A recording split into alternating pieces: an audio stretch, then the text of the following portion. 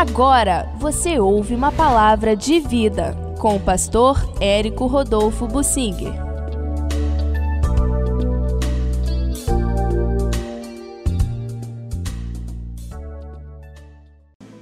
Deus rejeitou o seu povo porque se misturou. Vamos procurar entender este princípio bíblico e o que Deus quer nos ensinar com isto. E eu tomo como base este capítulo muito triste da Bíblia para mim, 2 Reis 17. As causas do cativeiro. Deus enumera, alguns dizem elenca, as causas que fizeram Deus se irar contra o seu povo, castigá-lo gradativamente, até culminar com a praticamente destruição do povo de Israel no norte e quase destruir no sul, salvando um pouquinho só no cativeiro, para tentar reconstruir a identidade daquele povo, reconstruir a aliança do povo, reconstruir a aliança do povo que Deus queria, retornando do cativeiro, mas não deu certo. Por fim, Deus teve que encerrar aquela aliança. Então, o capítulo 17 de 2 Reis enumera o que Deus entendeu serem os pecados significativos do povo, de modo geral, e que conduziram à ira de Deus, disciplina e, por fim, o cativeiro. Então, o Senhor diz que o povo se afastou dele, temeu outros deuses, desrespeitando o primeiro mandamento, andaram nos estatutos das nações que o Senhor tinha lançado diante deles, ou seja, adotaram os estatutos que eram influenciados pelos deuses estranhos daquelas nações. Fizeram com o Senhor o que não era reto, edificaram para si altos em todas as cidades, levantaram colunas e postes ídolos em todos os lugares, queimaram ali incenso em todos os altos, como as nações que o Senhor tinha expulsado de diante deles. Cometeram ações perversas para provocar o Senhor a ira, e serviram aos ídolos, desrespeitando o segundo mandamento. O Senhor advertiu o seu povo de Israel e a Judá por intermédio de todos os seus profetas e videntes, dizendo: voltai-vos, voltai-vos dos vossos maus caminhos. Porém não deram ouvidos, antes se tornaram obstinados. Israel fez isto, Judá logo depois fez a mesma coisa, e o versículo 18 diz que por causa disso Deus se indignou muito contra Israel e acabou afastando Israel da sua presença. E nada mais ficou senão o restante de Judá. Mas Judá também se afastou e Deus acabou mandando para o cativeiro e os expulsou totalmente daquela terra. Este capítulo é muito triste, mas ele introduz a origem dos samaritanos depois e nos deixa a pensar sobre o futuro. Se Deus se irar contra o seu povo, como será o futuro? Pois, com relação a Israel, não teve mais jeito. Deus separou as 10 tribos, porque não tinha mais jeito para elas, e tentou continuar com Judá. Judá estava junto de Benjamim. Deus tentou continuar, mas eles se afastaram de Deus também, e Deus acabou com eles, separando um pouquinho só de gente que Deus salvou no cativeiro.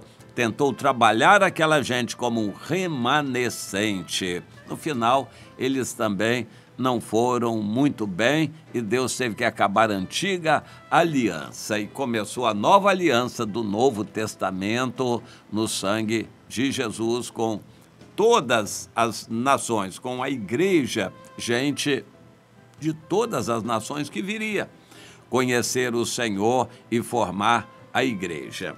Bom, eu quero realçar aqui o que Deus considera mais sério e às vezes passa despercebido a nossos olhos. Eles deixaram o Senhor, temeram a outros deuses e acabaram servindo a outras religiões, outros deuses e ídolos das religiões. Isso foi fulminante. O Senhor diz, eu sou santo, eu quero que vocês sejam santos também. E o Senhor diz, vocês foram comprados pelo meu sangue, Tito 2,14.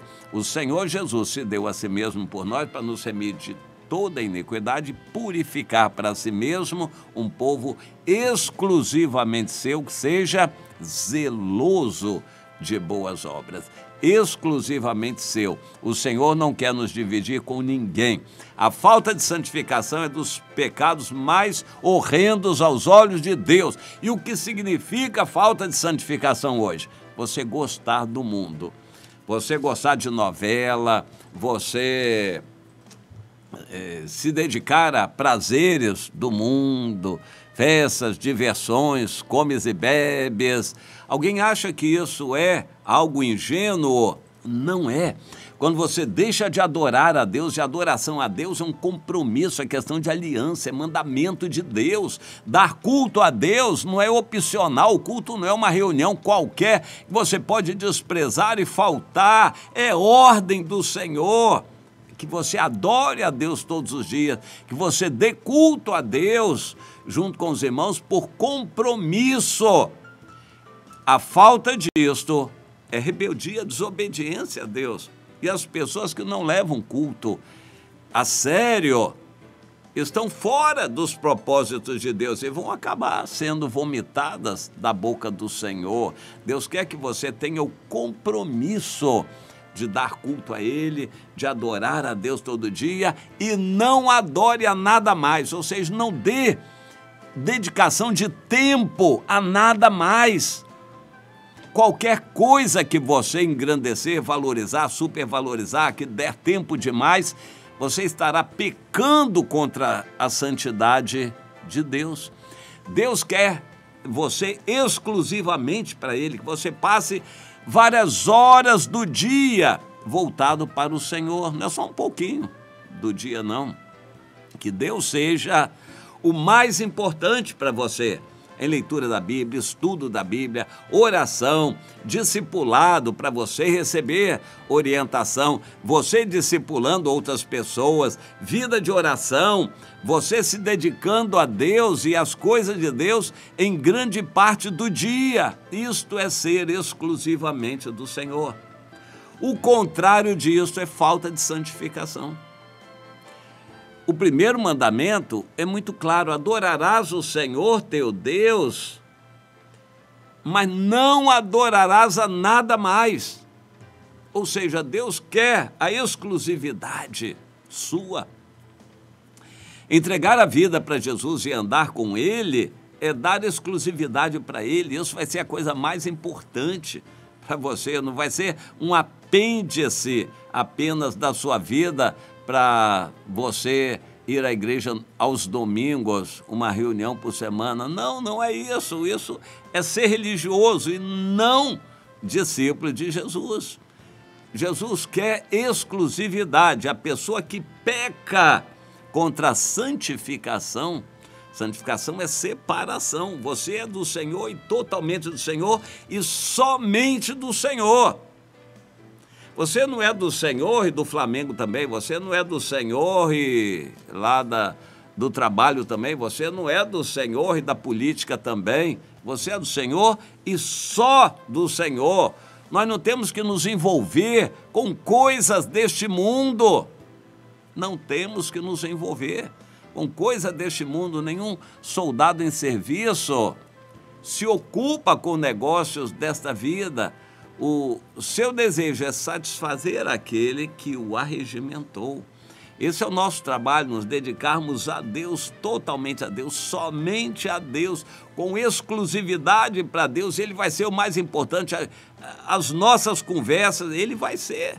As nossas conversas, nós vamos fazer isto porque somos comprados pelo sangue, para ser dele, para falar dele o dia inteiro, para nos envolvermos com o reino de Deus o dia inteiro, e as pessoas que estão ligadas a nós também estão no reino de Deus. Nós nos ocupamos do reino de Deus.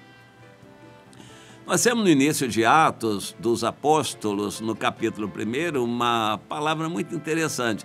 Jesus ressuscitou e passou 40 dias aparecendo aos seus discípulos, somente. Ele não apareceu a nenhum estranho, a ninguém que não fosse discípulo. E Jesus apareceu falando somente as coisas concernentes ao reino de Deus. Ele não falou de outros assuntos, somente do reino de Deus. Quando nós obedecemos o Senhor, nos ocupamos do reino de Deus. Então procure entender isto. O povo de Israel começou a gostar de outras coisas, a se ocupar com outras coisas também, e por fim as outras coisas que deviam para eles no início serem também só o também, essas coisas passaram a ser prioritárias e por fim Deus ficou totalmente de lado. É mais ou menos o que acontece com a vida de crentes que vão gostando do mundo, estudo, trabalho, diletantismo, passeio, diversão, televisão, festas sociais, almoço e jantar com amigos, comemorações, cuidar do corpo, fazer exercício, ginástica, ir ao cabeleireiro, cuidar disso, daquilo. Essas outras coisas acabam sendo muito mais importantes do que o reino de Deus. E aí Jesus diz, bom, você tem que escolher. Se você buscar o reino de Deus em primeiro lugar, isso vai ficar caracterizado, você vai saber. Todas as demais coisas serão acrescentadas, mas o reino de Deus vai ser o primeiro lugar para você. Bom, avaliando a sua vida, o que você pode dizer hoje? Você gasta mais tempo, mais amor, mais dedicação, dinheiro com o reino de Deus? Realmente o reino de Deus é o seu assunto predileto, preferencial? Você pode dizer que você é exclusivamente do Senhor? Pense nisto e responda para Deus.